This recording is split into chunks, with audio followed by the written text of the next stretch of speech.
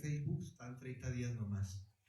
Si después quieres, ya después de los 30 días te vas a YouTube, ¿no? El canal se llama Budismo Libre. Ponen ahí buscadora Budismo Libre y entonces ahora sí vamos a ir a nuestra página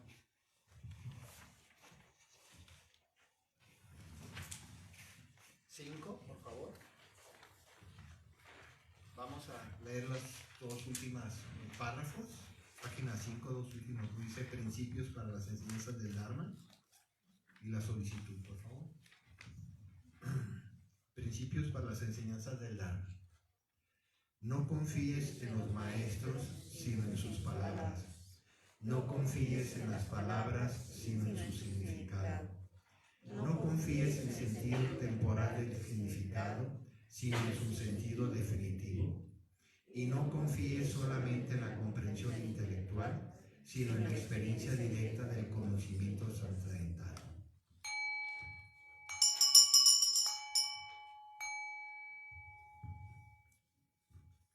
Y viene la solicitud formal para recibir enseñanzas.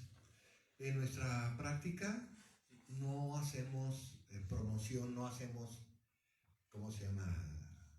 Cuando proselitismo, esa es la palabra. No hacemos proselitismo. Y es muy importante cuando nosotros damos enseñanzas dármicas, enseñanzas budistas, que sea por voluntad propia de la persona y que sea por solicitud de ustedes mismos. Y esta oración es lo que hace, es como una oración para decir, yo quiero recibir estas enseñanzas. Bueno, se llama solicitud formal para recibir enseñanzas. Cultivando las diferentes motivaciones para hacer crecer la compasión y la sabiduría en todos los seres existentes en los 6 reinos del samsara, suplicamos a todos los maestros que giren la rueda del Dharma, con base a las 3 grandes tradiciones budistas, Theravada, Mahayana y Vajrayana.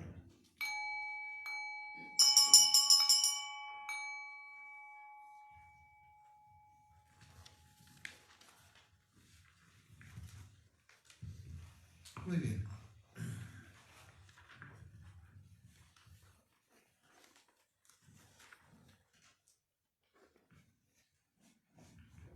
¿Quién de aquí, levante la mano, es la primera vez que va a escuchar enseñanzas budistas para saber más o menos?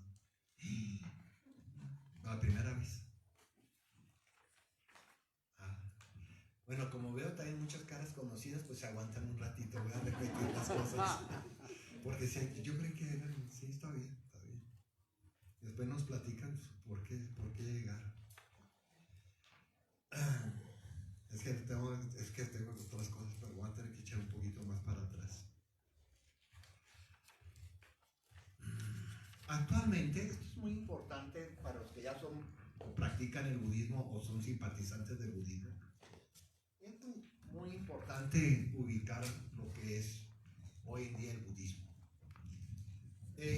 Actualmente, el budismo es la 4ª religión más grande del mundo. Abarcamos más o menos unos 800 millones de personas practican el budismo más o menos. Y obviamente que de esos 800 millones la mayoría está en China, ¿no? China es una barbaridad de practicantes. A pesar de que Mao Zedong desde los 50 ha querido desaparecer el budismo en China, pues no ha podido desaparecer. No es una secta, como ustedes pueden ver, o sea, son 800 millones de personas practicantes. Hay países enteros que son, como vamos a ver más adelante, que son budistas, como Sri Lanka, Tailandia, Indonesia, gran parte de Vietnam, Corea, pues lo que queda del Tíbet, partes de Rusia, fundamentalmente de la Rusia sureña, hacia abajo, Japón, Corea, y muchos países donde el budismo es una cosa, como lo es aquí, lo natural que es aquí el cristianismo, pues allá es el budismo. Entonces, eso es para las personas que están conectando por primera vez con esta filosofía, para que no te sientas así como, ay, será una secta y será un poquito. No, somos un montón de millones de personas que practicamos el budismo. En segundo lugar, ya voy a entrar a lo que trae aquí de una vez para comenzar a entrar al tema. Este curso va a versar sobre budismo tibetano. Pero antes de entrar al budismo tibetano, creo que sí, por lo menos en esta primera plática, pues charlar, darles una exposición de qué es el budismo hoy en día, ¿no? Para no irnos después no vamos a ir hacia atrás, hasta siglos pasados, pero hoy en día. Hoy en día, el budismo está dividido en tres grandes escuelas, que ustedes leyeron ahorita cuando hicieron la solicitud. La escuela Theravadista, la escuela Mahayana y la escuela Vajrayana. Estas les llamamos nosotros tres grandes escuelas, porque cada una de sus tres grandes escuelas tienen sus subescuelas, y las subescuelas tienen sus ramas, y las ramas tienen sus ramas, ahí se va uno. ¿Por qué? ¿Por qué pasa esto? Ahorita les voy a explicar las tres grandes escuelas budistas, pero quiero que entiendan un poco porque el budismo es algo difícil para nosotros los occidentales entender, porque no está sustentado en lo que nosotros estamos acostumbrados, en una autoridad, en un texto, en una institución. El budismo no tiene eso.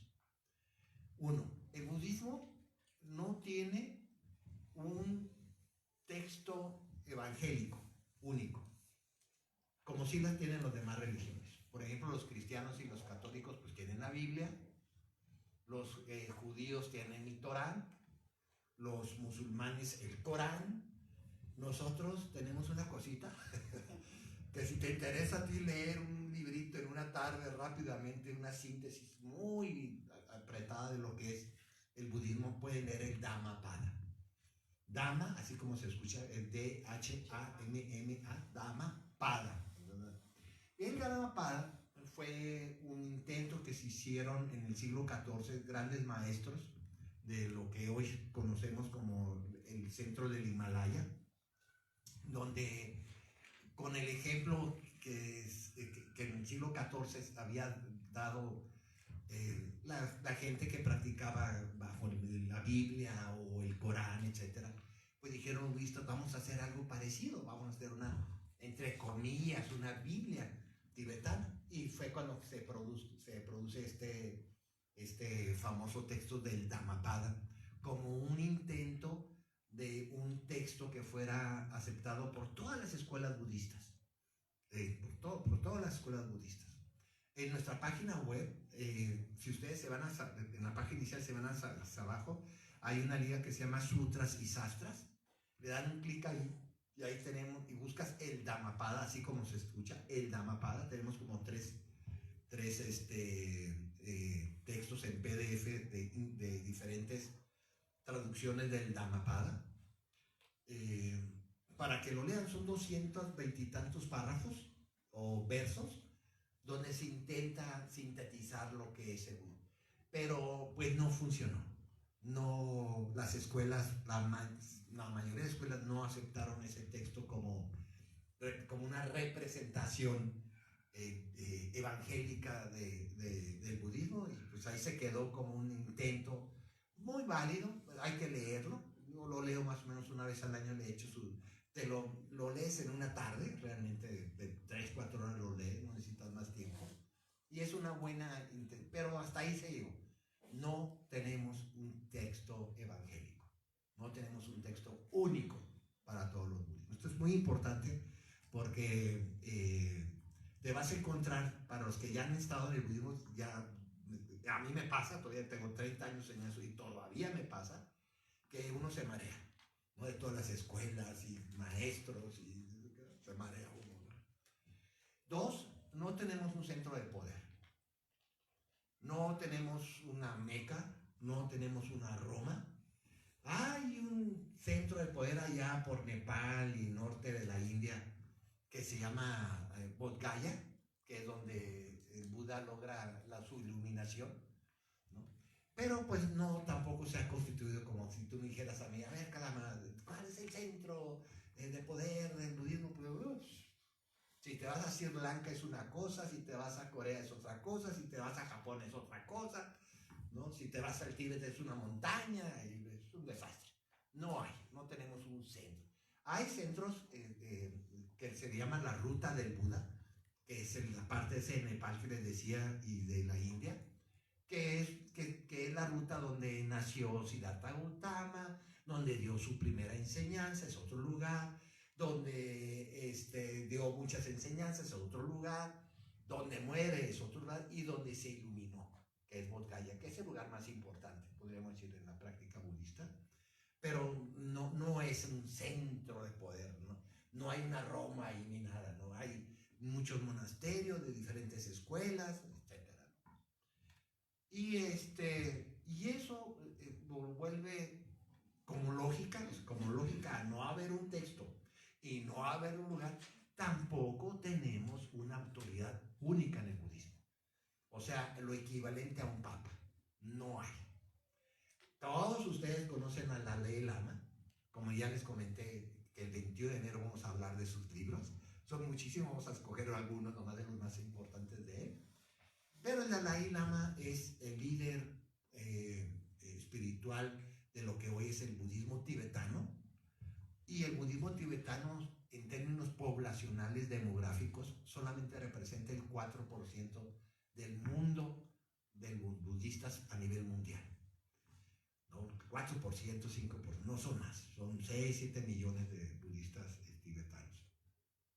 Los demás son budismo zen, budismo chan, etc., otro tipo de budismo que lo vamos a ver más adelante. Entonces, con esas tres características, tú te puedes imaginar que pues no es fácil entrarle al budismo, porque no hay una sola ruta. Esa es la cuarta característica. No hay un solo camino. Prácticamente tenemos 4 caminos en el budismo. No lo voy a desarrollar ahorita, eso lo vamos a ver posiblemente mañana, nos den un poquito de tiempo, pero tenemos 4 caminos muy bien definidos cada uno de esos caminos. Tenemos el camino del noble óctuple camino, que es el camino más conocido, pero es único.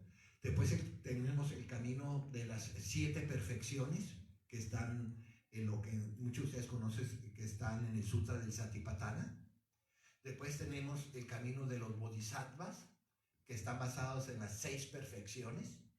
Y después tenemos el camino de los vajrayanas, que está basado en los famosísimos 4 niveles del desarrollo espiritual. Entonces tenemos 4 caminos. Y dependiendo de tú dónde llegues, vas a encontrar un camino u otro camino. Y estas 4 características sí quiero que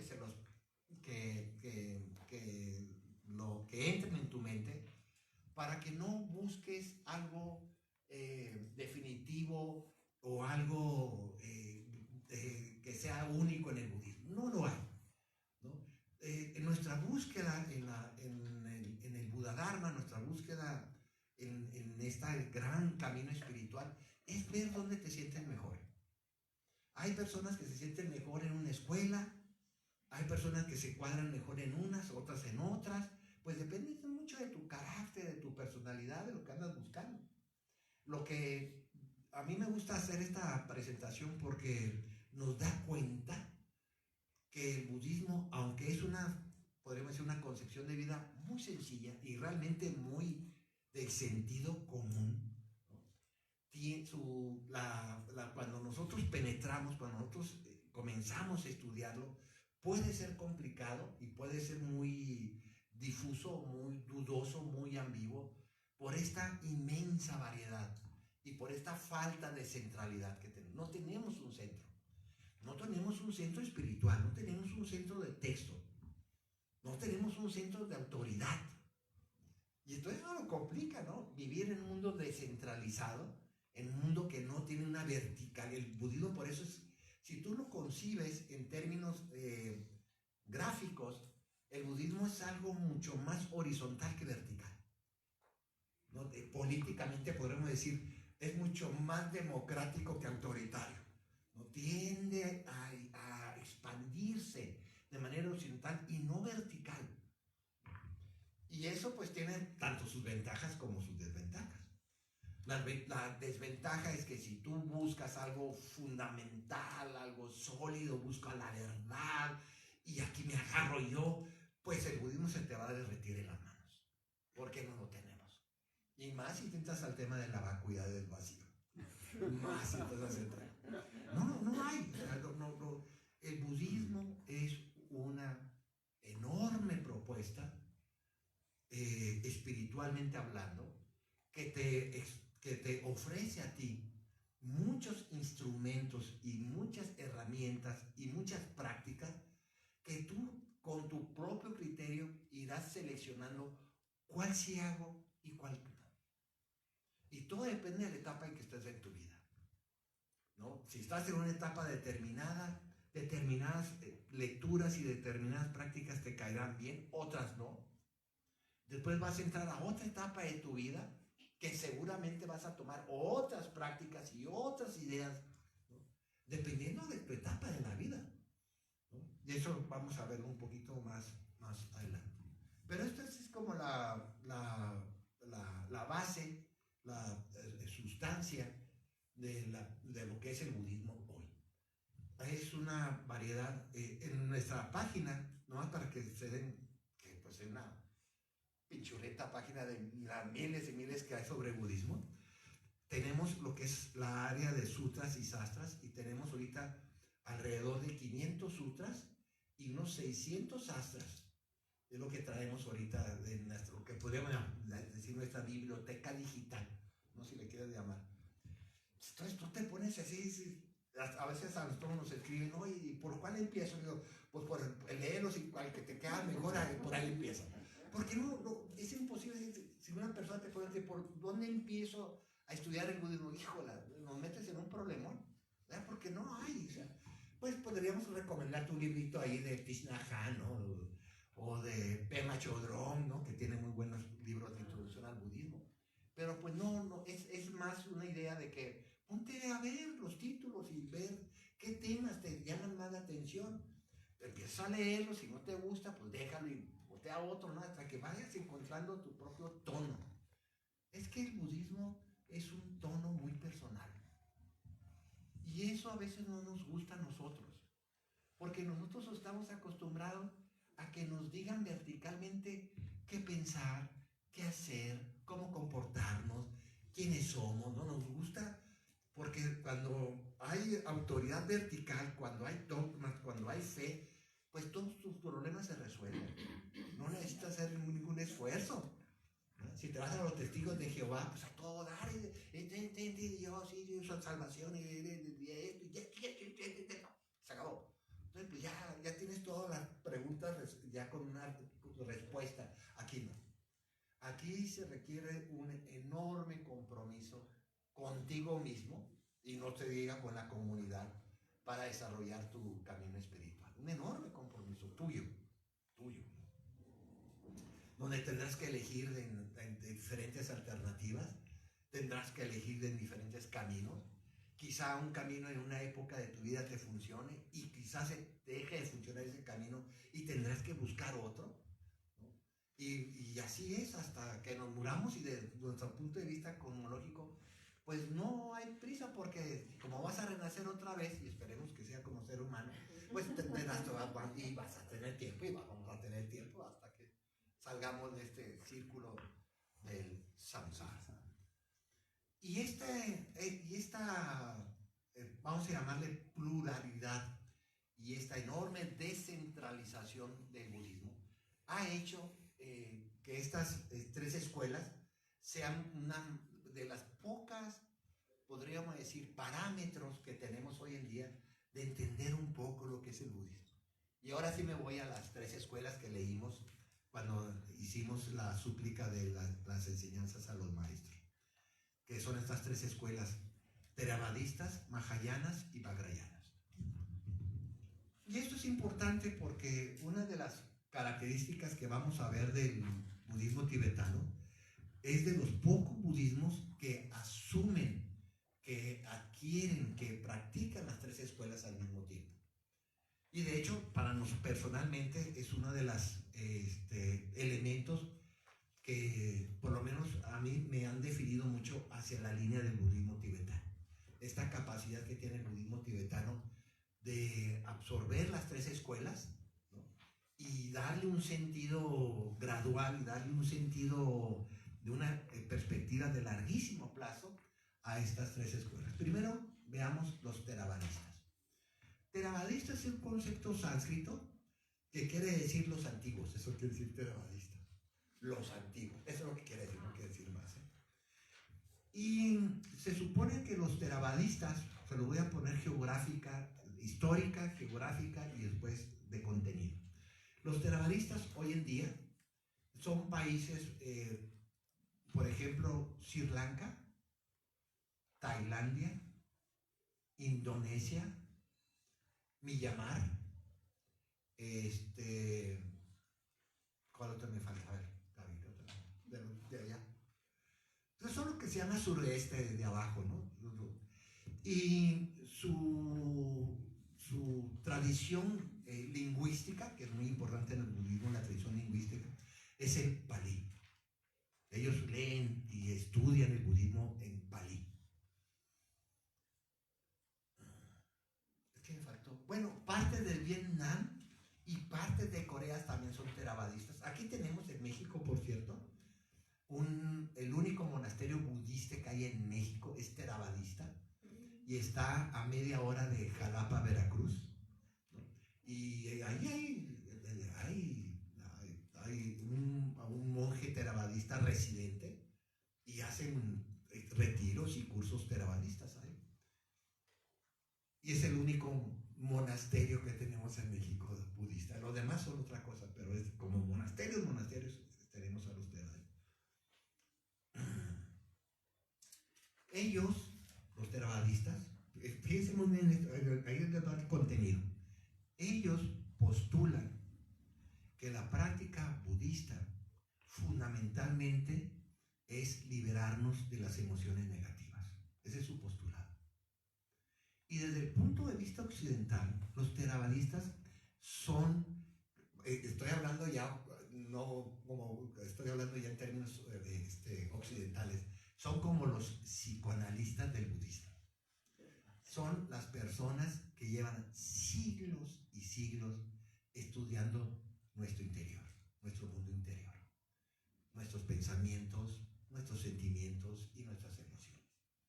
Ellos son los maestros de la psicología. Y ellos produjeron un texto tenemos una traducción en el Colegio de México que se llama ¿cómo se llama? No es el Dhammapada, es ¿cómo se dice? Más allá del Dharma. Se me olvidó, fíjate qué chistoso. Empieza con A. Sí, empieza con A. Sí, es cierto.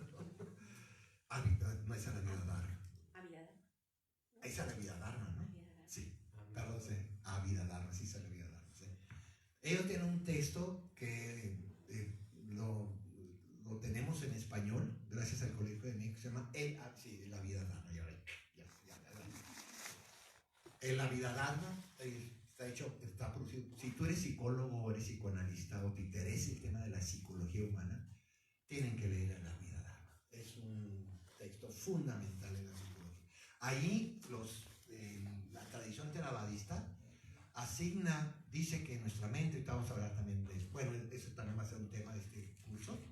Ellos dicen que nuestra mente está conformada por 53 factores mentales o 53 estados de la mente. Y en La vida Dharma es un texto que estudia cada uno de esos factores mentales. Es un texto muy, podríamos decir, términos intelectuales pesado, es complejo, no es nada simple, porque pues está haciendo un enorme esfuerzo por sintetizar lo que siglos y siglos y siglos grandes maestros meditadores han estado descubriendo a través de la meditación de qué es nuestra mente. Que esa es la pregunta fundamental que tenemos que hacernos. ¿Qué es tu mente? ¿Qué es la mente? Es algo pues sumamente raro, ¿no? La mente pues no la vemos, no tiene color, densidad. Que no tiene colores. No sabemos dónde está.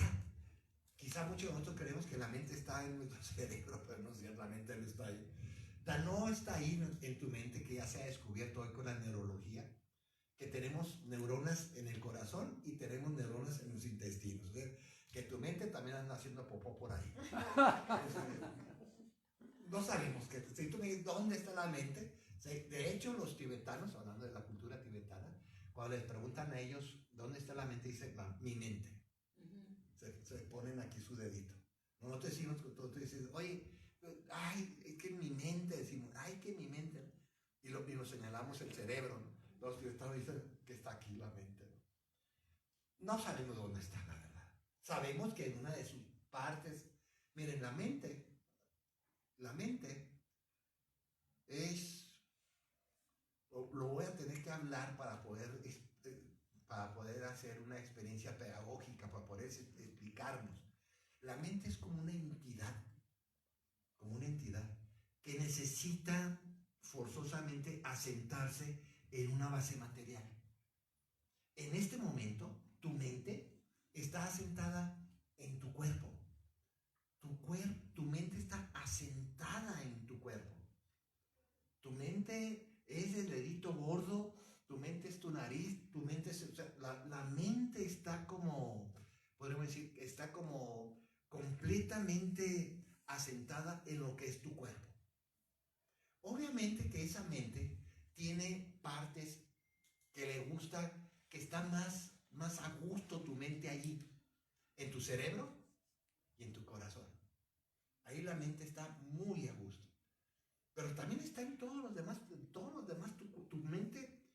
Por eso el budismo decimos que nuestro cuerpo es producto de nuestra mente. Porque la mente está arraigada en todo tu cuerpo. En una uña está arraigada tu mente. Hay mente en tu uña. Si no, no existiera tu uña, si no estuviera la mente ahí. Bueno, los theravadistas, porque ya me estoy yendo por otro lado.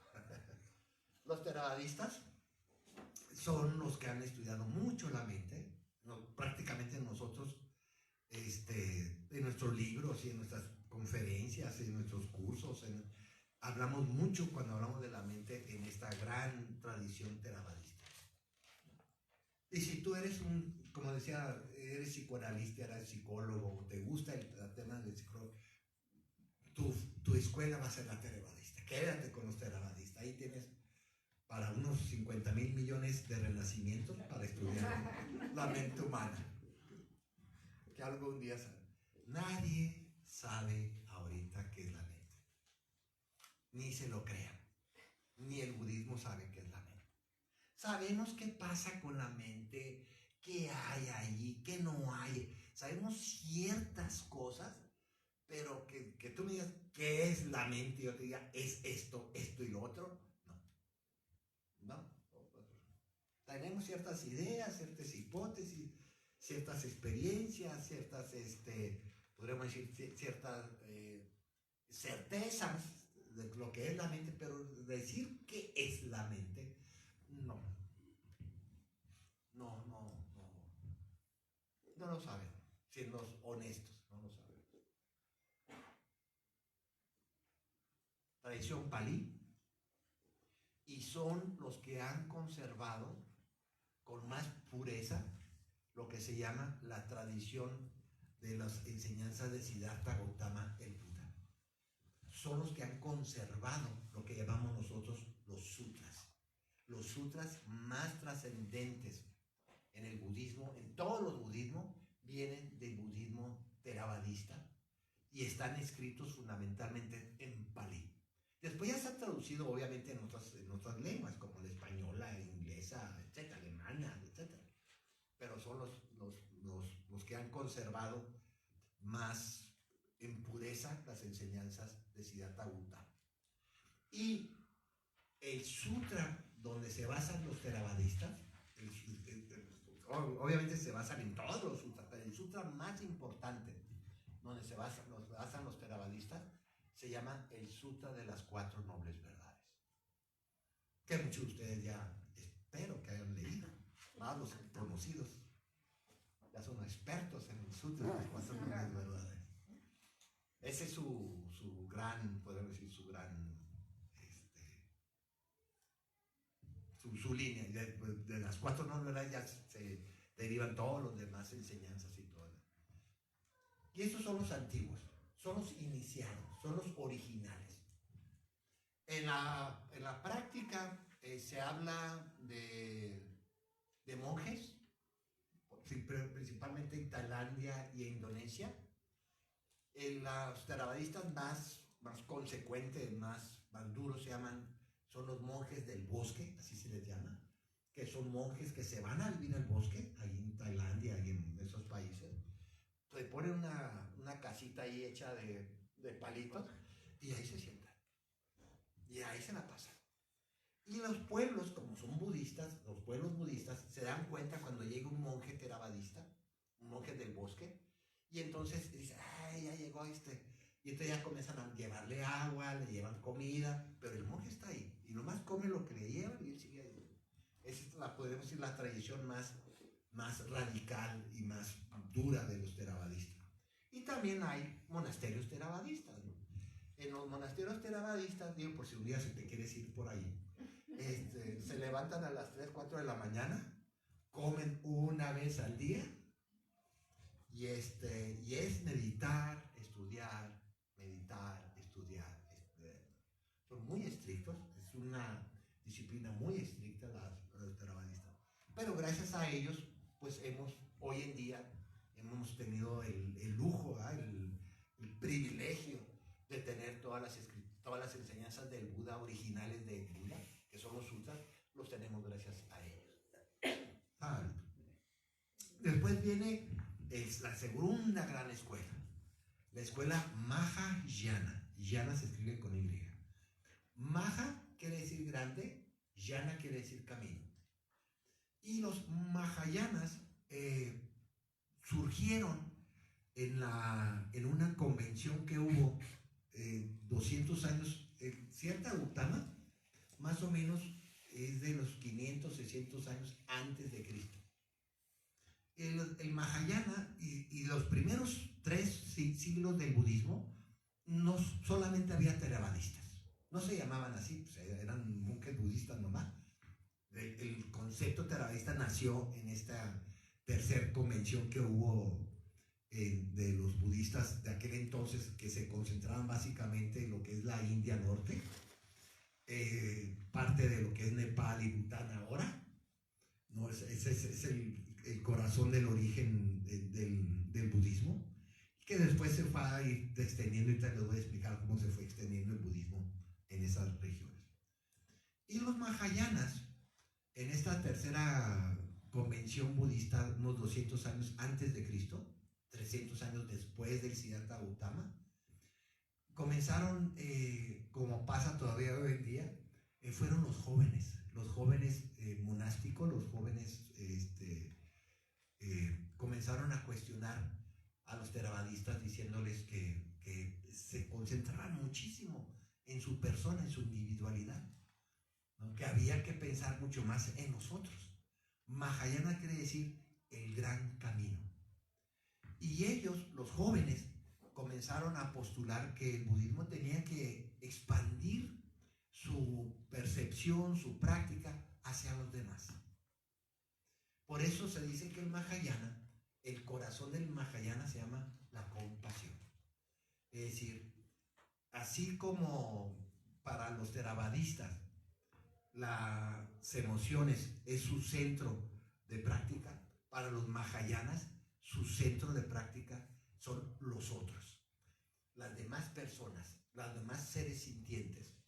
Y los demás seres sintientes y los otros se conectan a través de la compasión. Y esta idea, por eso se llama Mahayana, el gran camino, es expandir la práctica de lo que hoy llamamos bodhicitta, lo que hoy llamamos el estado de la mente de iluminación, que no solamente quiere liberarse a sí mismo de esas emociones negativas, sino que se propone cooperar o empezar a desarrollar el amor y la compasión hacia los demás seres sintientes. Por eso se llama el gran camino, donde los otros importan mucho más que uno, donde la percepción, la concepción es mucho más, podríamos decir, que los Mahayanas, es la concepción filosófica del budismo. Así como los theravadistas es la concepción psicológica, los Mahayanas es la concepción filosófica del budismo, donde hay enormes, como lo vamos a ver cuando entremos ya concretamente al budismo tibetano, como lo vamos a ver, hay un enorme interés porque las prácticas estén conectadas hacia liberar el sufrimiento a todos los seres sintientes. Y aquí me voy a detener un poquito, bueno, porque es un curso decembrino, ¿no? Como está relajadito. Puedes hacer lo que quieras. Hacer lo que quieras, exacto. Cuando en el budismo mahayana, y los theravadistas también hablan de eso, pero no hablan tanto, o sea, a ver, una aclaración. Estoy narrándoles las 3 grandes escuelas del budismo, pero no las vean como separadas, Los theravadistas también manejan la compasión y manejan el amor, pero no lo hacen con tanto énfasis como lo hace el Mahayana. El Mahayana también, obviamente, maneja la psicología, las emociones, los sentimientos, pero no lo hace tanto como los theravadistas, ¿ok? Para que no vean 3 cuadros así como separados, lo que estamos simplemente denotando qué es lo que exalta cada una de las escuelas, para que tengan una buena idea de las 3 grandes caminos que hay en el budismo, que están interactuando entre sí, obviamente. Ya me perdí. La tercera escuela, sí. No, pero todavía no termino con el Ibas a Mahayana. profundizar en lo del Mahayana. Iba a profundizar en el Mahayana. Ibas a hacer lo que quieres. Que estábamos Tengo 50 años haciendo eso. Exacto. Concepción filosófica y de pensadores. Pero ya son la filosofía. Sí, la filosofía. Ok, sí. Ah, no, sobre los 6 reinos. Ya me acuerdo.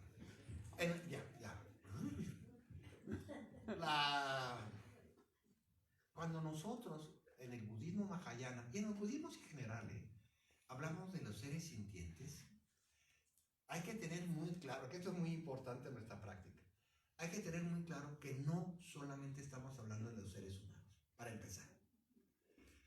En la dedicatoria también, cuando ustedes se acuerdan que leíste que se hablan de los 6 reinos del samsara. Bueno, y realmente son 7, no son 6.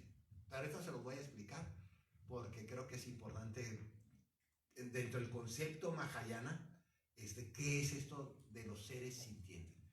Y últimamente hay muchas traducciones que mejor usan el nombre que me gusta más a mí así, que son los seres dotados de sentidos. Ese me gusta más a mí. Seres dotados de sentidos. ¿No? Como se abarca mucho más, seres dotados de sentidos. En la cosmología del Mahayana, el mundo que vivimos nosotros, el mundo terrenal que vivimos nosotros, se llama el reino de los seres humanos. Pero hay otros reinos. Desde el punto de vista se llama la rueda la rueda de la vida del samsara, que es una rueda precisamente nacida fundamentalmente de la tradición del budismo tibetano. Ustedes lo pueden ver en Google, más pónganle la rueda de la vida, a veces se traduce como la rueda de la vida y de la muerte, y a veces se traduce como la rueda del samsara. Cualquiera de los 2 títulos les va a salir. Y les va a salir una rueda, les va a salir un dibujo, una ¿cómo se puede decir? Una imagen, ¿no? Donde hay un centro, después hay un segundo círculo, hay un tercer círculo y un cuarto círculo. Yo no me voy a dedicar ahorita al tercer círculo de los reinos. Bueno, pero de una vez todo, ¿verdad? El primer, hagan cuenta que es nosotros, tengo que ir para atrás otra vez. Nosotros estamos viviendo un flujo de procesos. Estamos viviendo procesos.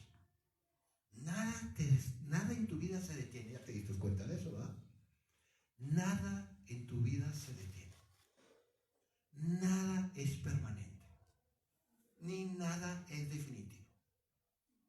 tu casa, tu carro, nuestras ropas, nuestra nariz, el cabello, la cobija, las casas, las ciudades, las montañas, el cielo, el sol, la luna, todo está transformándose. Nada está quieto, ni siquiera tu mente. Y ese flujo de procesos, esa enorme, yo le llamo enorme tsunami de impermanencias, nos está llevando siempre de un estado a otro estado, a un estado, estoy hablando de estados mentales, a un nivel, en un mismo día ríes, lloras, pataleas, te enojas, avientas cosas y después te pones a llorar otra vez. En un mismo día puedes recorrer todos los estados de la mente, ¿sí o no? Más si estás en un problema de depresión o un problema de angustia. Pasas por todos, en 10 minutos pasaste ya por todos los reinos del samsara. Ahorita vas a entender eso un poquito mejor. Y una vez se dice que Siddhartha Gautama, el Buda, estaba sentadito así meditando. Y al lado estaba uno de sus principales discípulos que se llamó Ananda. Y gracias a Ananda, por cierto, tenemos todas las enseñanzas de Siddhartha Gautama, se las debemos a Ananda, porque Ananda se las aprendía de memoria. Ha sido un tipo de un genio. Todo lo que decía el Buda se lo aprendía de memoria. Acuérdense que estamos en 600 años antes de Cristo, no había libros, no había escrituras, no había, todo se hacía por enseñanzas orales. De hecho, por eso todos los sutras empiezan, así he oído, ¿no se han visto? Así he escuchado. Después ponen el lugar y las gentes que estaban ahí. Esos son los tres principios de todos los sutras. Así lo he escuchado, porque es un sutra que cuyos linajes han venido de maestros a discípulos en términos orales. Después ponen la gente después ponen el lugar donde se dio esa enseñanza y después ponen a las personas que estaban en esa enseñanza. Todos los sutras van a negar esos. En la pura entre el primer párrafo se pone esas tres características. Y Ananda ya estaba ruco, Siddhartha Gautama, ya estaba viejito. Y Ananda le dice, oye, Siddhartha, eran primo hermanos, por cierto. Dice, oye, dame una cita. Ya está, imagínense, después de 84,000 enseñanzas, ya estaba así Ananda como bien mareado, ¿no? De todo lo que había enseñado Siddhartha Gautama. Le dice, dame una síntesis. Dame, oye, un esquemita, ¿no? De cómo. Y ahí es donde nace la rueda del samsara, en esta síntesis. Y esa rueda tiene un centro. En ese centro tú vas a encontrar tres animales. Vas a encontrar el gallo, la serpiente y el puerco, el cerdo. Cada uno de esos tres animales representan lo que llamamos los tres venenos principales. Hay muchos más venenos, pero estos son los tres más poderosos. El veneno de la ignorancia, mal representado, por cierto, por el puerco, por el cerdito, porque hoy sabemos que los cerditos son más inteligentes que los perros. Pero bueno, en aquel entonces pues era así la etiqueta, ¿no? A los pobres puerquitos. Y son más limpios de lo que uno cree, por cierto. Después tenemos la serpiente o la víbora, representando el apego, la codicia, el aferramiento, la avaricia, todo este tipo de emociones posesivas, enfermizamente y neuróticamente enfermizas, viene representado por la serpiente. Y después tenemos el gallo. No, la serpiente. Sí, estoy bien. Sí. Y el gallo representado por el no, es que estoy mal. La serpiente es la aversión, la ira y el odio. Perdón, me equivoqué. Y el gallo es el apego, la codicia. ¿No han visto los gallos cuando andan correteando gallinas? Ese se llama apego. La gallina de ahí. La serpiente es la ira, el odio, la aversión, y el gallo, el apego, el aferramiento, la codicia y la avaricia. Y esos tres estados mentales venenosos son lo que les da movimiento a tu vida. Nosotros estamos aquí en el samsara porque mientras tengamos el conecte con esos estados mentales de apego, aversión e ignorancia, mientras sigamos teniendo este tipo de mente, vamos a seguir fluyendo en el mundo samsárico.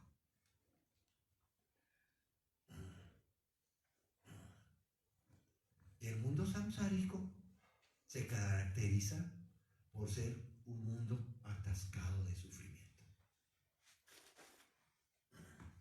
Por eso en el budismo decimos que el sufrimiento, esto es muy importante, por eso en el budismo decimos que el sufrimiento no es un asunto personal. Eso nos cuesta mucho trabajo entender. No es un asunto personal. Mientras estemos en el samsara, tendremos que seguir experimentando el sufrimiento. Salud. No hay manera de zafarnos del sufrimiento mientras nosotros estemos recreando estados mentales como el apego, la aversión y la ignorancia. Ni modo. No lo tomes personal. Y no es todo lo que tú has sufrido y todo lo que tú crees que nomás a ti te ha pasado es completamente ilusorio e ignorante. Lo que tú has sufrido, lo que a ti te ha pasado, le ha pasado a millones y millones y millones de personas. No hay nada original en tu sufrimiento. Claro que tú lo sufres, eso sí, de eso no se vas a zafar, pero no es nada original, ni es nada personal, ni es nada individual.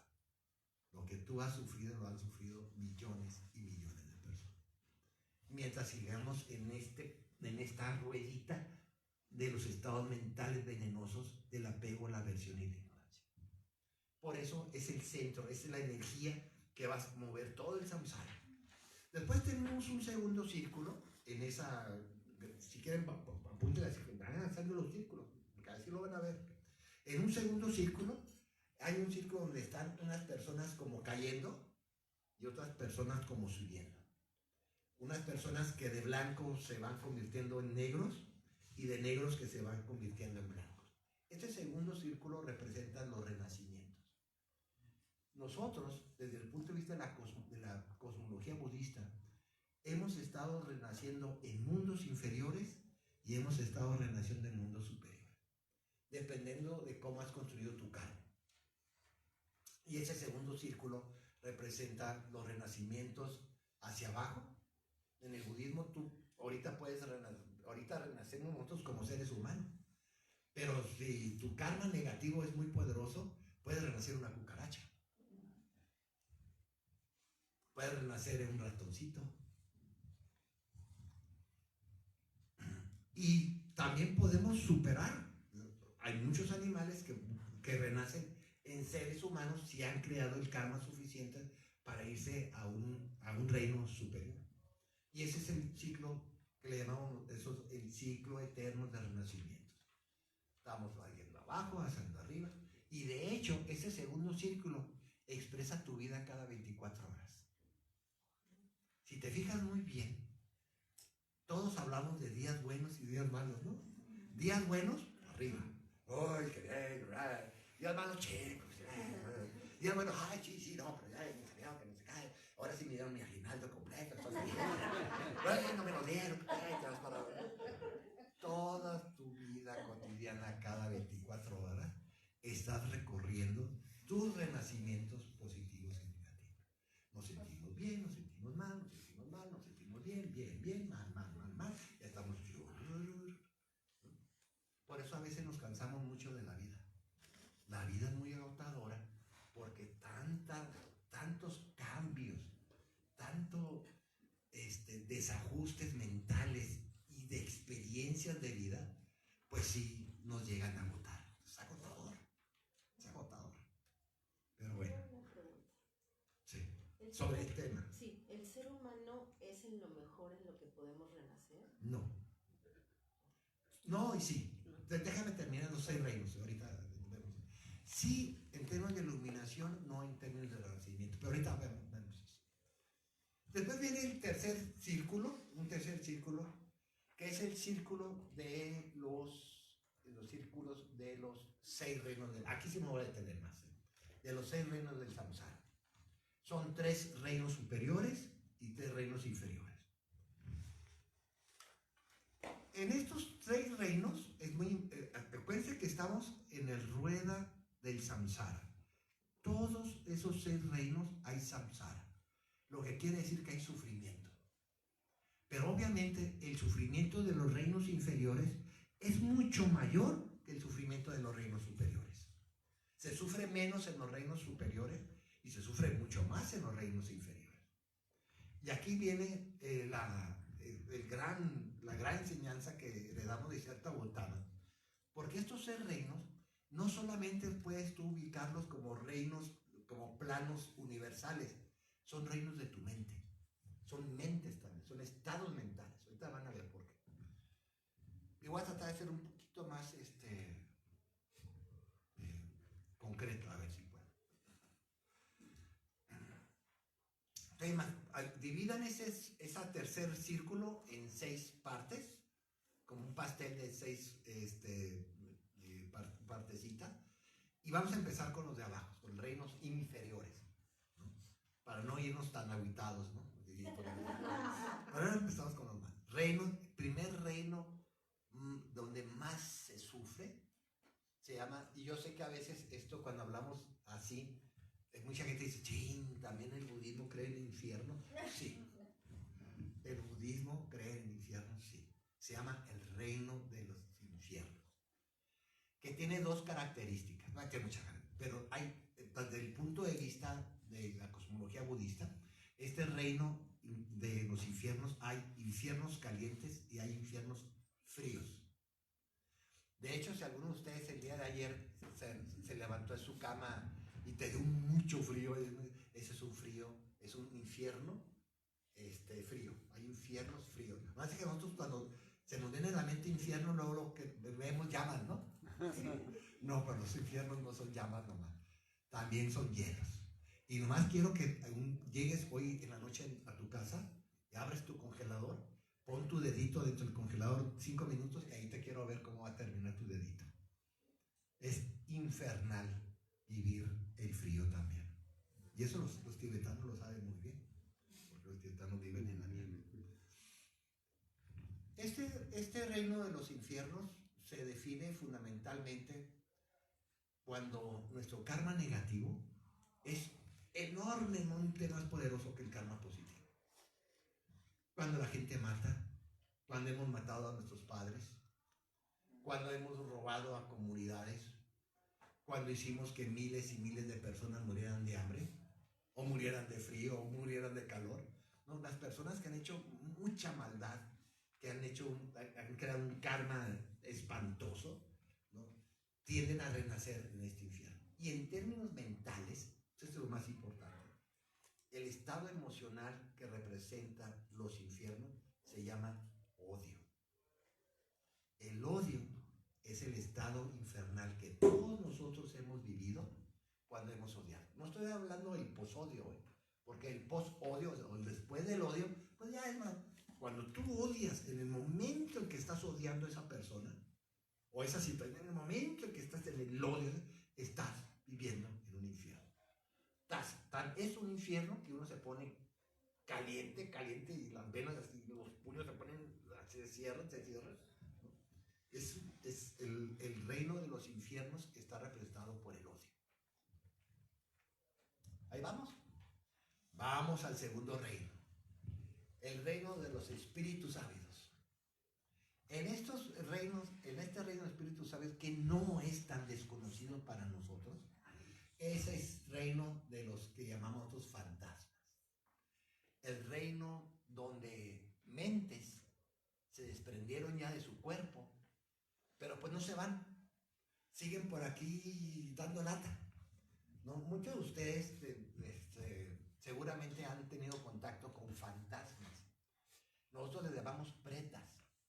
Pretas son estados, son mentes que se desprendieron del cuerpo, pero han podido de este plano, y muchos de ustedes seguramente han contactado con experiencias paranormales, entre comillas, porque no son paranormales, son bastante normales, ¿no?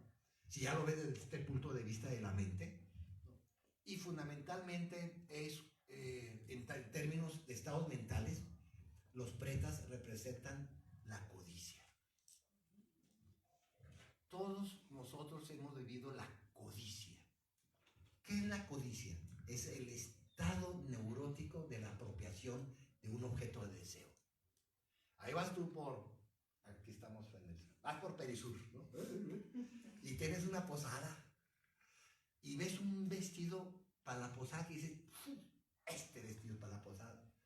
Ahora sí me van a quedar chiquitas todas mis amigas aquí. Y vas y preguntas por el precio y te dices, no, pues ese vestido vale 74,000 pesos. Sin IVA. Y tú ves tu cartera y ves tu tarjeta y sí, mano, me quedan 20,000 pesos. Y empiezas, pero ¿cómo lo hago? ¿Cómo lo hago para tener este vestido? Y empiezas a frustrar, y es que el Perisur es una cochinada, que no sé qué, sí, que el pliego, que no sé qué, y AMLO, ya ves, y empiezas a generar un montón de codicia y un montón de pensamientos negativos, porque no puedes tener lo que quieres. Ya lo has vivido. Yo quiero eso, y no lo puedes tener. Ese es un espíritu ávido. Los fantasmas o los pretas andan aquí porque están muertos de sed y muertos de hambre. Y entonces a veces les ponemos comida o les ponemos algo de tomar y toman ese líquido, y cuando están tomando el líquido, se les hace fuego. Y comen esa manzanita que les pusiste ahí o ese dulcecito y se lo están comiendo y se hace mierda. Y siguen con hambre, siguen con sed, siguen con hambre y con sed. Eternamente eso se les va a hacer más coherente. Insatisfactorio. Nunca estás en paz con lo que tienes. Y siempre buscas más y más y más y más y más. Y esa es la lógica tremenda de la insatisfacción. Y estoy hablando de insatisfacción desde alimento, sexual, economía, familia, sociedad. Siempre estar criticando, siempre estar en el mundo de la déficit, de que me falta, del que tengo derecho yo a tener esto, tener lo otro. Ese es el espíritu ávido del reino de los pretas. Él nunca está satisfecho. ¿Cómo nos pasa eso, verdad? Y más cuando andas por Perisur. Nos pasa mucho la ansiedad ahí, yo lo quiero.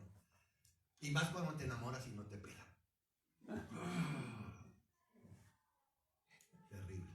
Terrible. Los pretas sufren muchísimo. Hay gente, una mente, que está muerto de sed y hambre, pero no tiene cuerpo, no tiene cómo agarrar la comida. Y cuando la puede agarrar con la pura energía mental, se le convierte en otra cosa. Ya te pasó mucho eso a ti también.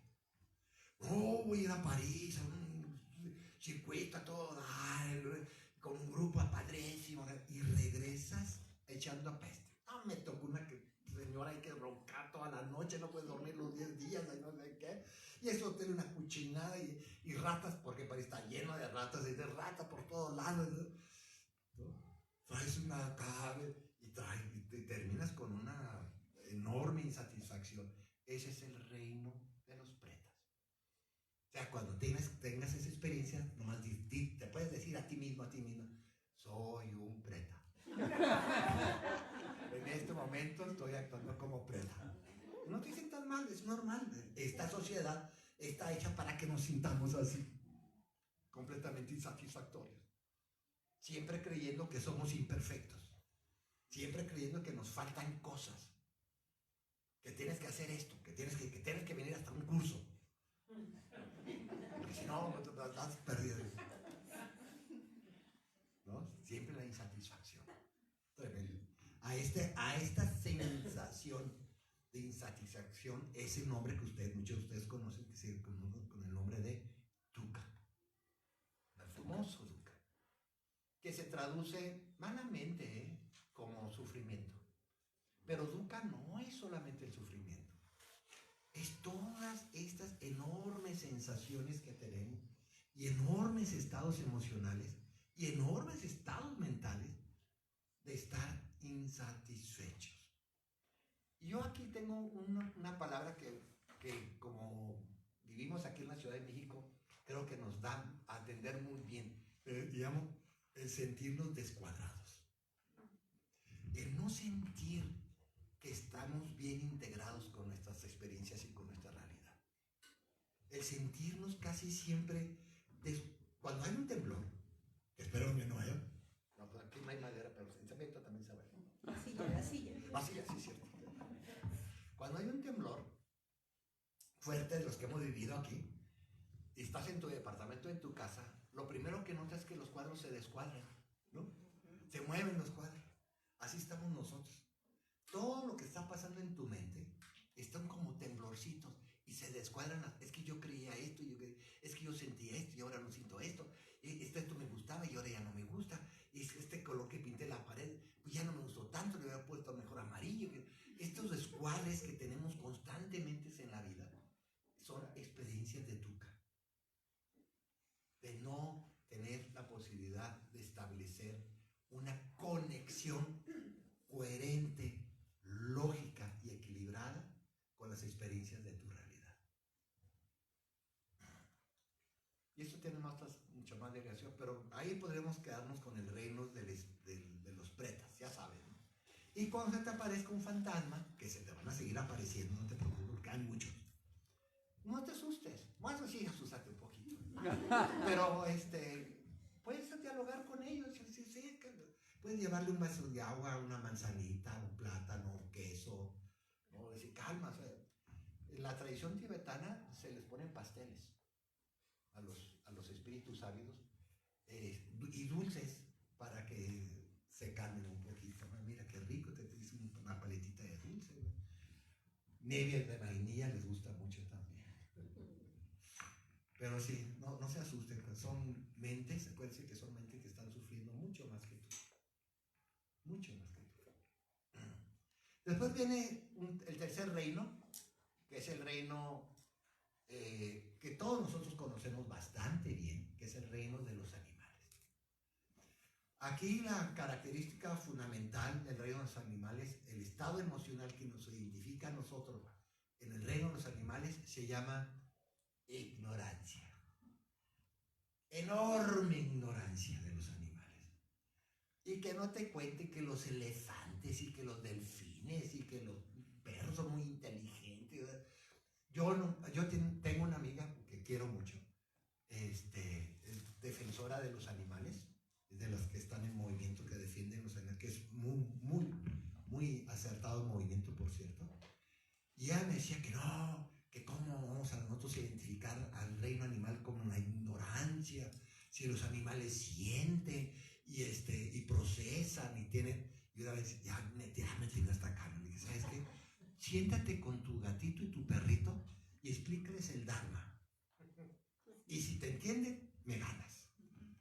Explícale a un animal qué es el sufrimiento, ¿no? Ahí al lobo, al oso, ¿cómo se llaman tus perros?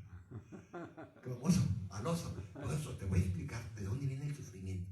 Tú el sufrimiento, alguien lo va a estar haciendo. No, o sea, La vacuidad. La vacuidad, te voy a poner la vacuidad cuando es la realidad real. No, el estado emocional dominante del reino animal es la ignorancia, ¿no? Nomás hay que verlos. Los pajaritos no cantan para que tú oigas los cantos del pajarito, ¿eh? Los pajaritos cantan porque es la manera en que se comunican para que no se los coman. Otro pájaro más grandote. Vean el reino animal. Digo, a excepción, inclusive, aunque tú tengas perritos y gatitos y perros, ¿cómo? ¿Hijos? Perros, hijos. Hijos. Y gatijos. Sufren enormemente. Pues si les duele el estómago, jamás te va a poder decir, me duele el estómago, mamá. Ay, Dios, ¿y tú qué te pasa? No, es terrible. No hay que renacer en ese reino, es terrible, no se vayan con él. Nada más te van a comer.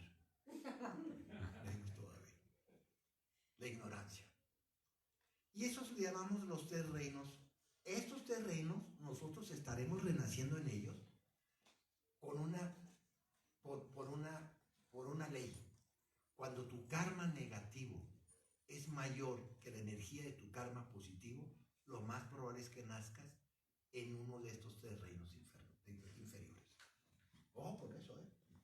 Si tu karma negativo es mayor que tu karma positivo, lo más probable es que después de tu muerte renazcas, ya sea infernal, si fuiste muy mala persona, ya sea en el pretas o ya sea en los animales. Después vienen los otros 3 reinos superiores. El 4.º reino, ahora sí entramos al reino, es el reino de los seres humanos, es donde estamos nosotros. Y aquí el estado emocional que define el reino de los humanos, ¿cómo creen que se llama? A ver, porque este no es un retiro de silencio y no pueden hablar. ¿Cómo crees que se llama? ¿Cuál es el estado emocional que domina a los seres humanos? A ti. ¿Cómo se llama? El estado emocional que más te domina. ¿Qué te enloquece, hombre? Ojalá fuera el amor. La felicidad. Poder. Conocimiento. El deseo. El deseo. Que coloquialmente llamamos la querencia. Cuando estamos nosotros en el mundo de los deseos, que no es, vean bien la diferencia con el de la codicia.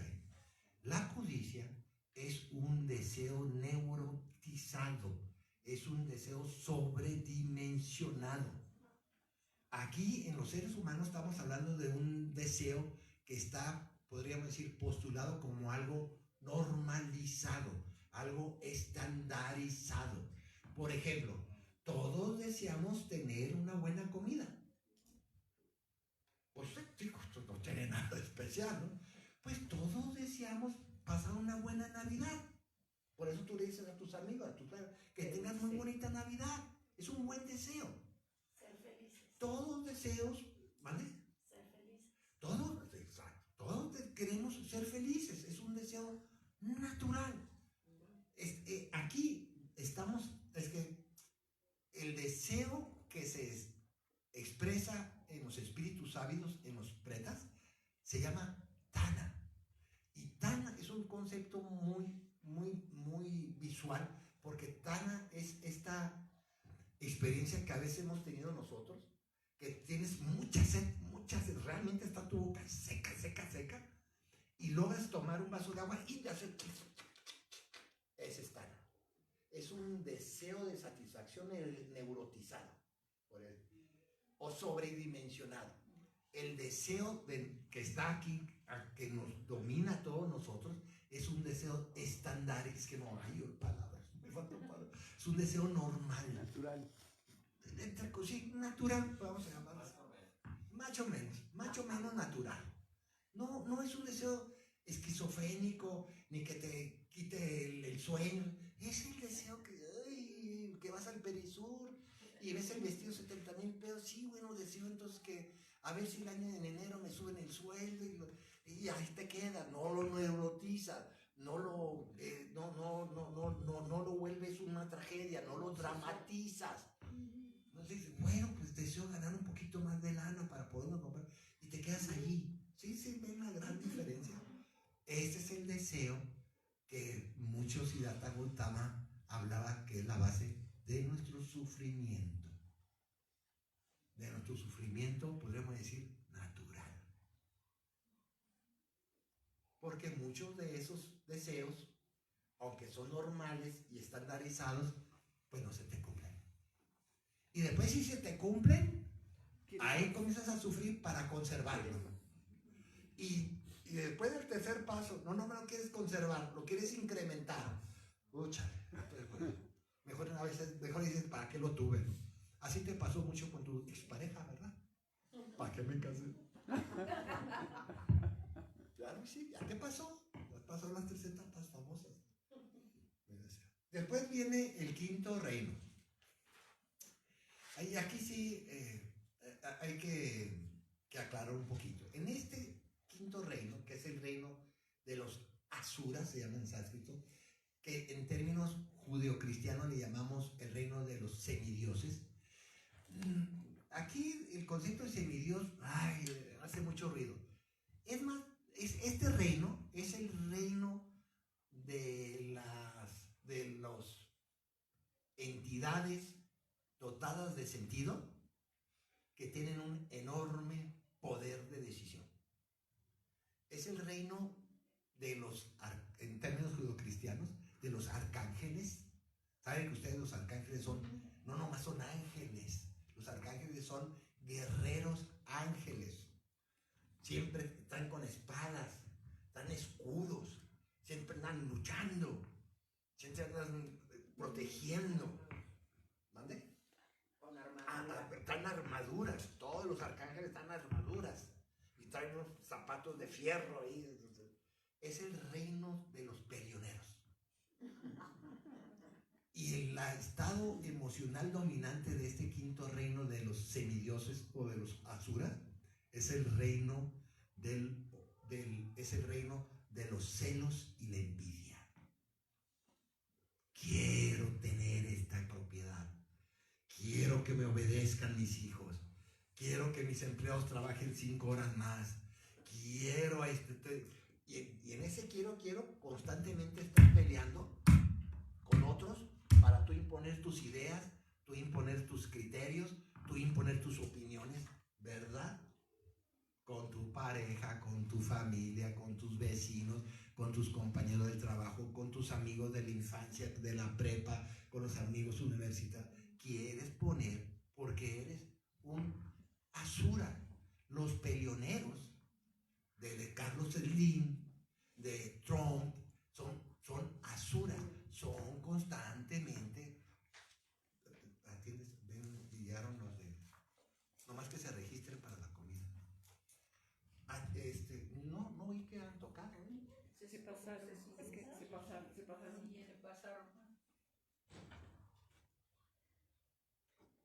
No, nomás regístranos primero, perdón.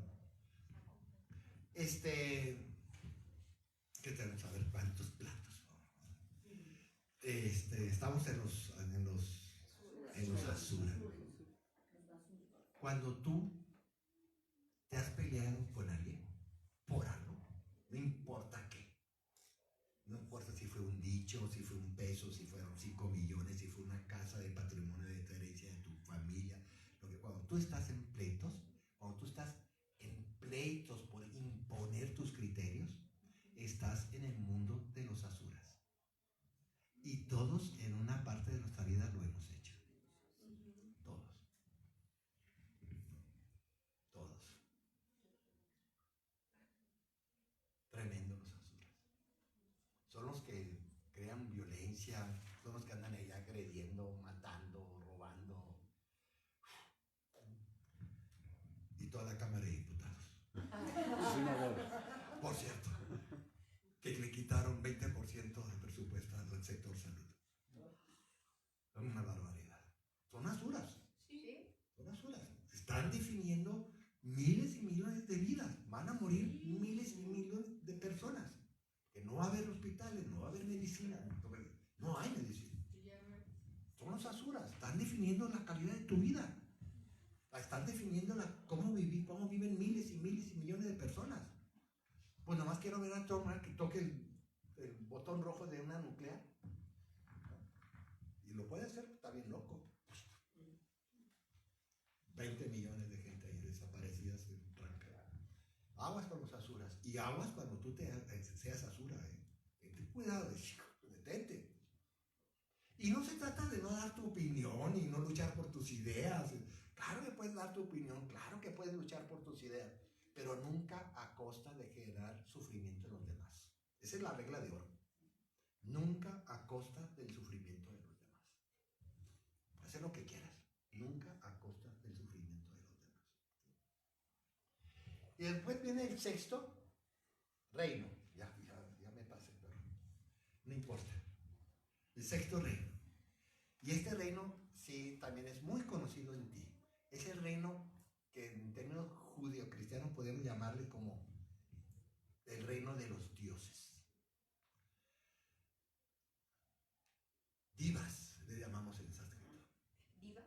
divas. Ese es el reino que todos nosotros estamos viviendo ahorita. Estamos sentaditos con una, bueno, por lo menos yo, con una cobijita, muy a gusto. Arriba personas trabajando nuestra comida. Al rato comeremos a las 2, 2:30 y iremos a comer, a sentar en... Si les da sueño, por cierto, o quieren echarte su siestecita, acuérdense, habitación 6 mujeres, habitación 8 hombres, no se junten, ¿eh? 6 y 8. Hay camita y te puedes echar un coyotito. Pues estás en el reino de los dioses. Estás en una situación de privilegio. Todos nosotros vamos a llegar a la noche a nuestras casas, espero, ¿verdad? Y vas a abrir tu refrigerador y vas a ver quesito, jamoncito, agua, sin ningún problema. Y vas a tener tu cama, tu recámara, tus cobijitas, echando frío, te vas a tapar muy sabroso. El reino de los dioses. El estado emocional dominante del reino de los dioses se llama el orgullo. Me compré una televisión de 60 pulgadas. Mira mi televisión de 60 pulgadas. Ahora sí veo el Netflix a todo dar. El orgullo, el sentirnos satisfechos, suficientes. Yo me basto, yo soy primero, yo llego, yo estoy. ¿Qué nos pasa mucho cuando tenemos una situación agradable? Cuando vas a esas vacaciones y estás en el hotel ahí de 5 estrellas y con la pata así en la playa y aquí con tu, ¿cómo se llama esa de piña, no? Tu piña colada y echando un abaniquito hacia todo dar. El negro no, porque es explotación. Es el reino de los dioses. Todos hemos vivido el reino de los dioses. Cuando estás a todo dar, o viendo una buena película, viajando en carretera padrísimo con unos paisajes de primera, que estás completamente orgulloso de cuando llegas a tu casa, a tu departamento. Qué bonita casa tengo, qué bonito departamento tengo. Y te es orgulloso de lo que eres. Ahí estás en el reino de los dioses. ¿Sí lo has sentido, verdad? Pásale, no te tienes que agachar, ¿eh?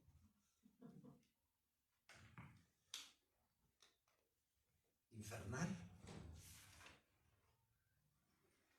Pretas, animales, seres humanos, semidioses y dioses.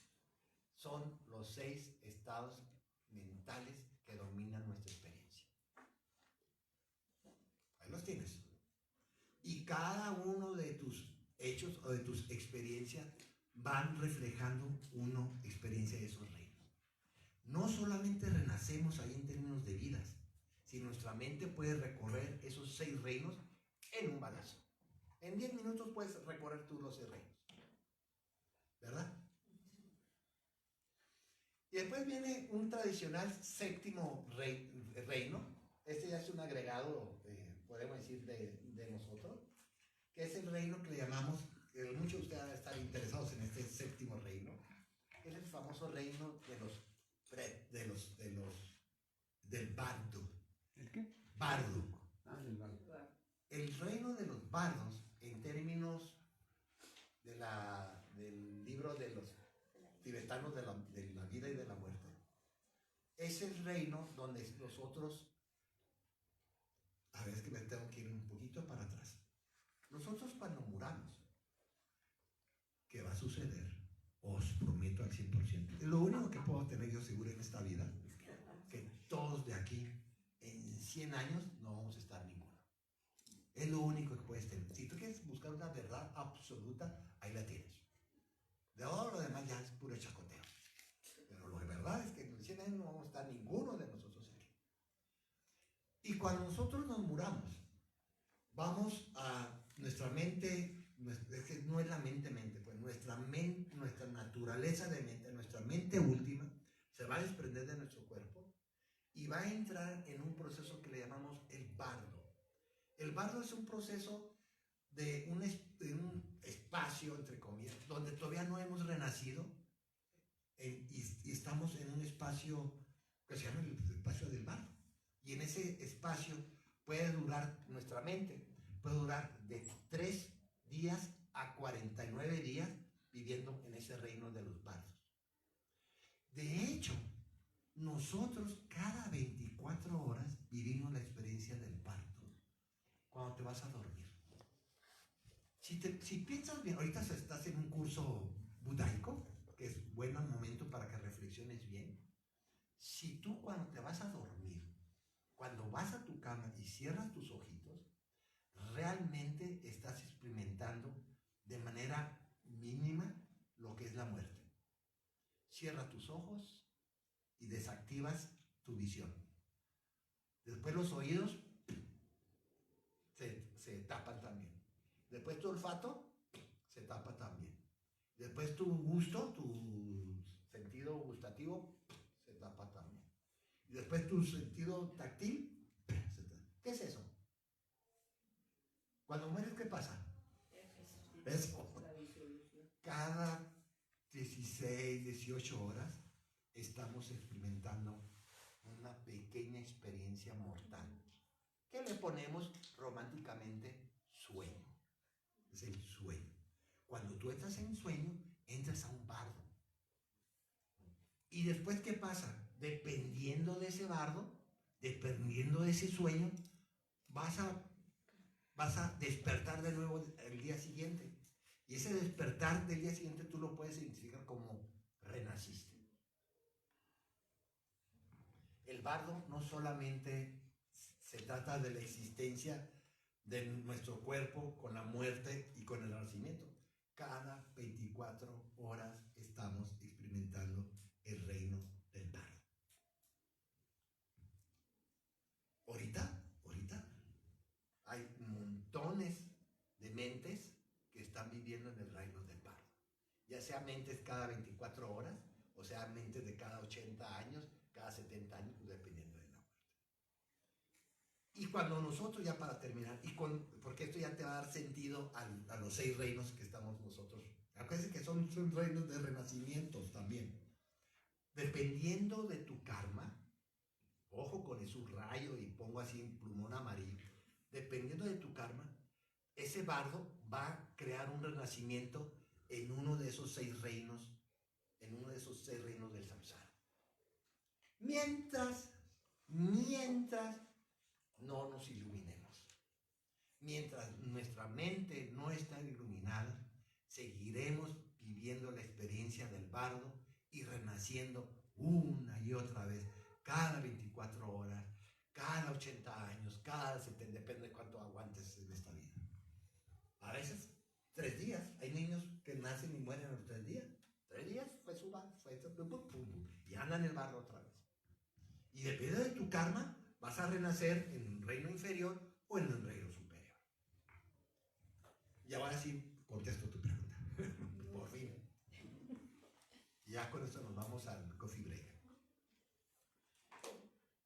Idealmente, si ustedes se ponen a pensar, ¿en qué reino yo quisiera renacer para seguir mi camino espiritual?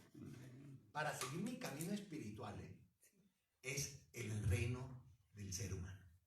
El ser, a esto le llamamos nosotros, a esta aspiración de volver a renacer como ser humano, le llamamos el precioso renacimiento humano. Ese es el nombre correcto, ¿verdad? Este precioso renacimiento humano es precioso porque solamente en el reino de los humanos tenemos las mejores condiciones para liberarnos del samsara. En el reino de los semidioses no, porque estás peleándote, no tienes ni tiempo de sentarte a meditar 2 minutos. Vas en el pleito, ¿sí o no? Pero todos nosotros, si no es que tú eres uno de ellos, todos conocemos personas peleoneras que se levanten peleando, andan peleando y van a trabajar y están peleando y se cambian de trabajo y cambian de novios y cambian de novios y de amigos y van para acá y que para allá y cambian de casa. Todos conocemos gente así. O sea, ¿qué horas va a tener posibilidad de sentarse y de estudiar el Dharma, de leer un sutra, de venir a un curso, que estar tranquilos y haciendo estas cosas como estás haciendo tú ahorita. Precioso renacimiento humano. Eres ahorita, cada uno de nosotros tenemos nuestra única oportunidad de liberarnos del sufrimiento. No hay otro rey. Ahora, si tú te llevas bien con el samsara, porque hay gente que se puede llevar bien con el samsara, ¿no? Pues buscar renacer, pues si eres una persona, ahora sí, de poder, una persona que te gusta la riqueza, pues renace en los semidioses para que sigas fregando ahí a todo el mundo y tengas fábricas y comercios y domines, y seas presidente municipal, después gobernador, después presidente de México. Pues agárrate el reino de los semidioses. Si te gusta el samsara y me agarran mi silla, mi poder y la lana, y yo quiero dominar y que mis ideas dominen el mundo, pues arriba. Si quieres seguir pasándote la cachonda, pues procura renacer en el reino de los dioses. Ay, tu comidita, tu patrimonio y todo bien, y no hay problema, y sano. Y todo. Pero Vas al gimnasio. ¿Tú puedes elegir? No. No, el karma. El karma. Estoy hablando de aspiraciones. No puedes elegir, pues sí puedes aspirar. Es diferente, ¿no? En términos de aspiración, en nuestra práctica budaica, es volver a renacer como ser humano, para seguir un camino, porque el ser humano tenemos la capacidad intelectual y la capacidad intuitiva o emocional de seguir el camino de la liberación del sufrimiento, que se llama Buddha Dharma, el camino budista de la liberación del sufrimiento.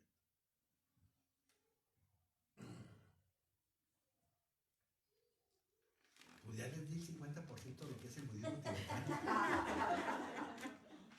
Pues sí. ¿Qué sucede cuando alguien renace, no sé, en el reino que decía de querer tener? ¿Cómo sale de esa parte? ¿Cómo? El reino de los pretas, dices tú. Ajá, o de cualquier otro. ¿Cómo migra de uno hacia otro? Muy buena. En cada uno de... Es que todo esto se hace en retiro de la rueda. Cada uno de esos reinos tiene un antídoto. No es que ya me cansé. Tiene un antídoto. Y si ustedes ven la figura ya en la noche o mañana, ya en la tardecita, van a ver que cada uno de esos reinos hay un Buda.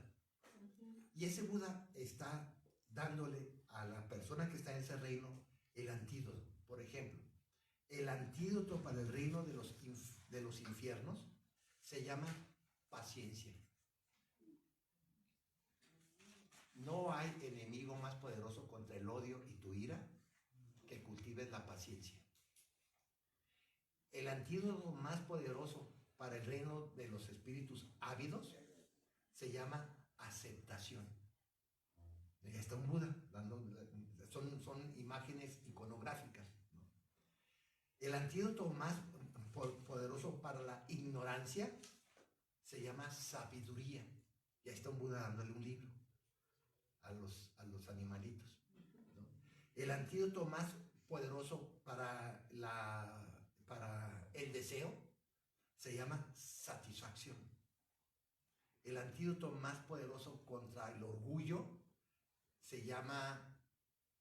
¿El orgullo es? Humildad. No, humildad es para los dioses. La humildad es para los dioses. Para los celos... La gratitud, sí. Para el reino de los semidioses es la gratitud. Y el antídoto más poderoso para los dioses es la humildad. ¿Cuál es lo más fuerte que le puede pasar a un dios, a un sura? Es pensar en que te vas a morir. Por más buena pachanga que traigas y más buenas condiciones que tengas, y más casa bonita que tengas y más cuerpo bonito que tengas y tengas todo el patrimonio en el banco y no tengas nada, te vas a morir. Y ahí los dioses Se mueren. se mueren. ¿Sí me entiendes? Cada reino tiene su propio antídoto y su propio Buda, que te da para que puedas tú salir de eso. La idea, podríamos decir, general, es que nosotros estemos, obviamente, subiendo de reinos. Claro, ¿no? Nuestra idea es que todos los animales dotados de sentidos puedan renacer como seres humanos. Y si nos quedamos en el samsara, que todos los seres humanos renazcamos como semidioses. Y qué mejor que renazcamos como dioses. Ahí nos podemos quedar. Pero si tú decides ya no renacer, esto es lo más importante, en ninguno de esos reinos, el mejor reino para eso es el humano. Y ahí sí, el día en que nosotros nos salgamos del samsara, que quiere decir, logremos una mente de iluminación, ya no vas a renacer en el samsara. ¿Dónde vas a renacer? Pues hay muchas ideas, no sabemos. Sí sabemos que es cada uno de esos reinos porque tú los has vivido, ¿sí o no has vivido los 6 reinos? Cada uno de ustedes han vivido esos 6 reinos. No nos hagamos tontos. Hemos sido malditos. Hemos sido animales. Hasta para el sexo a veces. Hasta para comer. Hemos sido groseros con la gente. Hemos sido basuras. Queremos imponer con la persona que te ayuda, con tu asistente del hogar.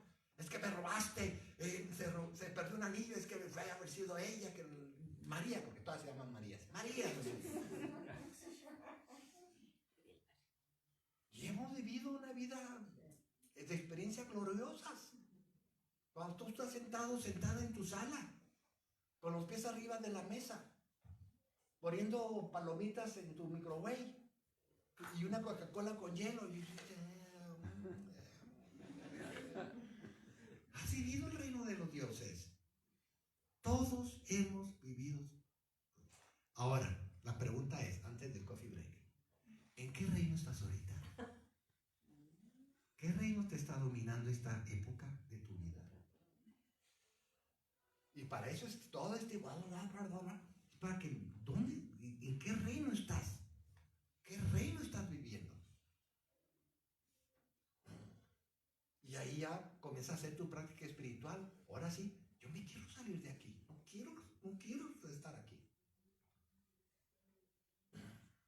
Y esto es cuando decimos que tomamos la mente de Bodhicitta. Una mente que se ilumina para salirse de ese reino. Ya ves, vamos a hablar mucho sobre Bodhicitta más adelante. Más o menos, ¿cómo te llamas? Pilar. Pilar, más o menos. Sí, muchas gracias. Cada uno de ustedes tiene que ver, hablando ya de cierre de año, ¿no? Este año, ¿qué reino los 6 reinos están en nuestra mente, no se hagan bolas. Los 6 reinos. Pero ¿cuál domina siempre en nuestra experiencia de vida, en nuestras épocas de vida? Uno de esos reinos está dominando tu mente. Cada uno de ustedes tiene que sentarse a meditar y ver qué mente me está dominando ahorita. ¿Para qué? Si estoy en el reino de los espíritus ávidos, de los pretas, ya sabes lo que tienes que hacer. Tienes que cultivar la paciencia, tienes que cultivar la satisfacción, tienes que bajarle a tu neurosis de tus deseos. Tienes que darte cuenta cómo impacta tu codicia, tu avaricia a los demás. Y a ti mismo, en tu cuerpo, tus enfermedades, tumores, cáncer, nacidos de ese enorme problema que tenemos con la codicia, con el espíritu ávidos, con los pretas. Nuestra mente es una preta, codiciando, avariciando, queriendo. Si estás en el reino de los dioses, pues disfrútalo, manito. Porque quién sabe cuánto te dure. Disfrútalo. Vete a las librerías, cómprate los libros que lee. Si tienes patrimonio y te heredaron tus familias un montón de dinero, pues ponte a leer, ponte a viajar, ponte a ayudar porque te vas a morir. Pues sí.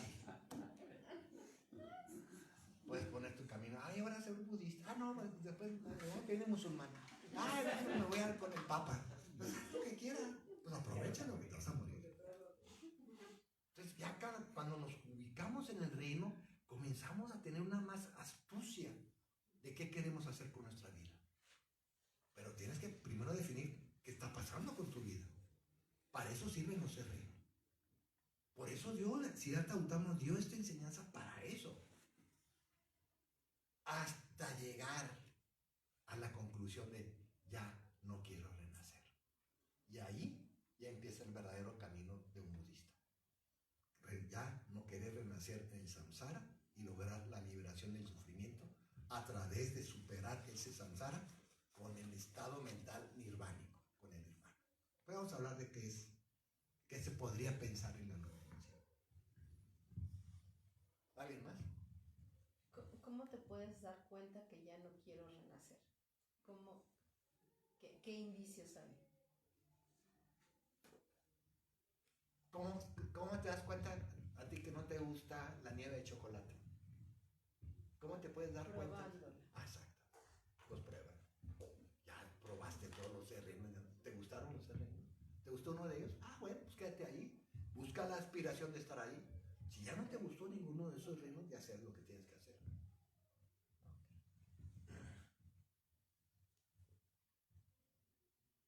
¿Alguien más? Sí, podría ser que... ¿Qué hora es, César? Perdón. 10 a la 1.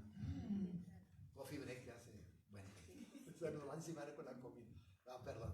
Ya una más. Dos más. No, una más. Yo preguntaba con base a que hace un momento hablaba de la mente como algo no definido. En la parte de otras creencias se habla y en la filosofía de la mente, del alma, ¿no? Como una parte independiente, ¿no? Cuando el alma sale, que es la que se va, pero aquí usted habla de la mente como integrado, y entonces yo relaciono esa parte con la que dice la compañera, cuando habla, bueno, cuando ya no quieres vivir en un reino, ¿qué es la satisfacción? Es decir, yo ya viví lo que tenía que vivir, ya llegué a la plenitud, es cuando la sabiduría me llega y yo digo, hasta acá, y entonces puedes elevarte. Pues más que elevarte, puedes salirte. Esa es la idea. A ver, es que la idea última, bueno, a ver, voy a escalar dos niveles nomás.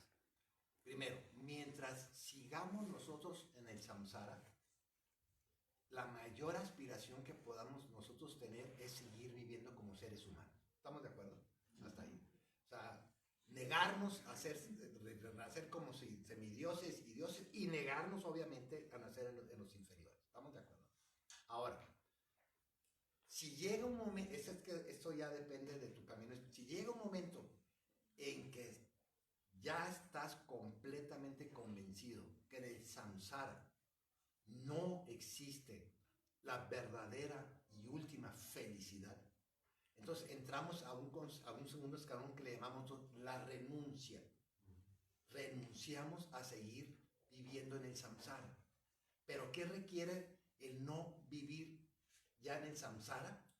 Es no renacer en ninguno de los 6 elementos, de los 6 reinos, y quiere decir que entonces te vas a dedicar, ojo con esto, a crear todas las condiciones necesarias con el karma positivo para eliminar todo karma negativo que te implique otra vez renacer en el samsara. Entonces tu práctica se vuelve una práctica de purificación, donde todas tus acciones de mente, de palabra y cuerpo ya son acciones puramente virtuosas y ya no creas un solo átomo de karma negativo.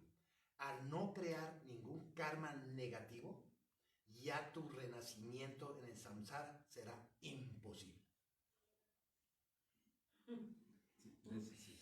Y lo que renace es tu mente última. Es que vamos a hablar en la tarde sobre la mente para que tengas, pero ubícalo así más o menos.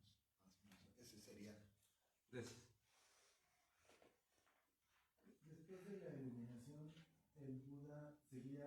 viviendo en los 3 reinos antes de su muerte? O sea, seguía, Salud, salud. seguía dentro de este ¿Samsara? No, no, cuando muere Siddhartha Gautama, No, el Buda, me refiero antes de morir, cuando obtuvo la iluminación y en el tiempo que estuvo enseñando antes de morirse, todavía vivía dentro de... no, sí, vivía en Samsara, claro que sí. Y seguía teniendo, ya estaba iluminado, pero seguía teniendo... No más que era uno iluminado, ¿no? Yo estaba libre de todos los...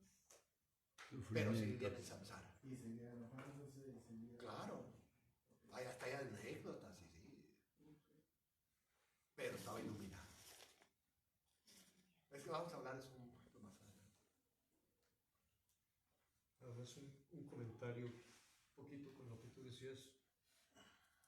Yo creo que si llegara a darse el darnos cuenta que todos los días hacemos Sí, acciones virtuosas en favor de los demás, a lo mejor podríamos aspirar a tener un renacimiento como ser humano otra vez.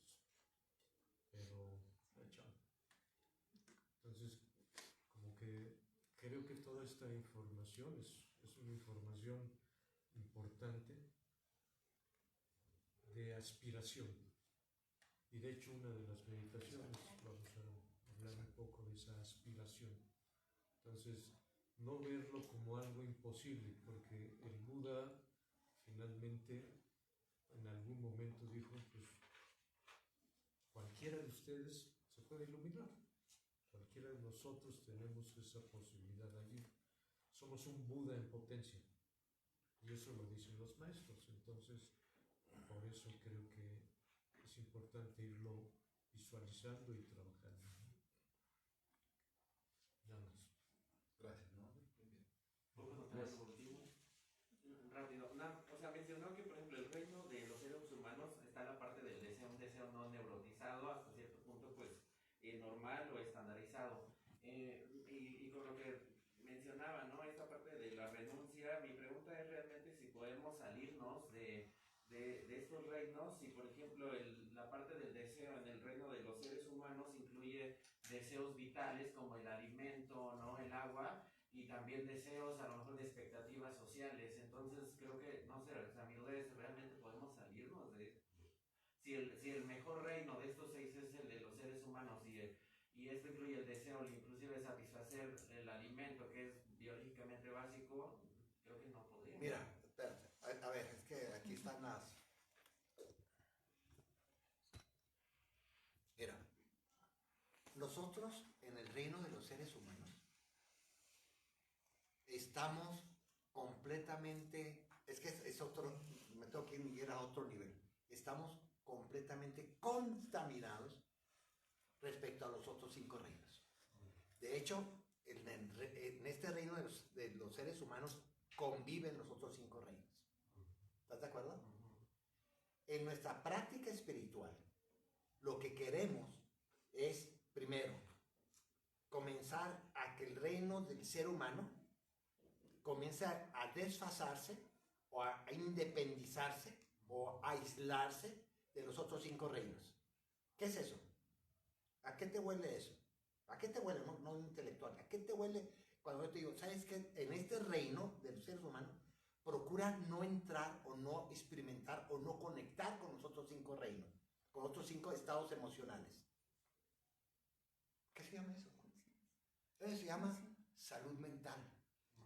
Te desconectas con la ignorancia, te desconectas con la codicia, te desconectas con el orgullo, te desconectas con los celos y las envidias, y entonces comienzas tú a vivir un reino que llamamos el renacimiento humano precioso. El camino espiritual, mientras sigamos en el samsara, es irnos desprendiendo de los otros 5 reinos. Ahí ya tienes para buen rato. Claro, sí. Para buen rato. La idea final es salirnos de los 6 reinos, que es la idea de la iluminación. Okay. Pero como camino espiritual práctico, ahorita, comienza a desfasarte de los otros 5 reinos. Y de sus estados emocionales, obviamente, que implican estados están viviendo en esos reinos. La ignorancia, el orgullo, el apego, las aversiones, los celos, la envidia, la depresión, la angustia, el miedo. ¿Verdad? ¿Me puedo preguntar algo rápido? Ya, lo último. Ya, tenemos que ir coffee break, ya se va a apuntar el coffee break con la comida. Los seres humanos podemos decir que somos afortunados porque estamos ahorita en este reino. Quiere decir que hicimos buen trabajo Sí. en otra vida. Exactamente. ¿Qué pasa con los violadores, los asesinos que ahorita están viviendo aquí? ¿Qué pasa con ellos? Porque están disfrutando, se puede decir. Comida. Para nosotros, todo acto no virtuoso, como son esos, aunque puedan aparecer como muy satisfactorios y de enorme felicidad, todas esas personas están sufriendo una inmensidad. Una inmensidad. No es cierto eso. No platiquen con un narco, para que vean. Un sufrimiento espantoso. Platiquen con un secuestrador. Aunque estén en el plano del ser humano. Sí, son planos del ser humano. Okay. Ellos son consecuencia de nuestras mentes. Entonces entiendo que están en el plano, estamos en el plano humano, pero esas personas están arraigadas De nosotros en reinos. los otros Exactamente. especies. Exacto. Están, por eso, desde el punto de vista de la psicología budista, las personas que están constantemente en actos no virtuosos están en una enorme confusión. ¿No se han dado cuenta ellos que viven en el reino del ser humano y están confundidos con los pretas, con los infernales, con los semidioses? Pues nomás vean sus mentes, ¿no?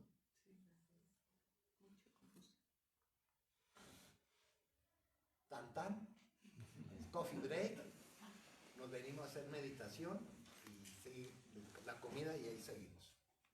Más pone final.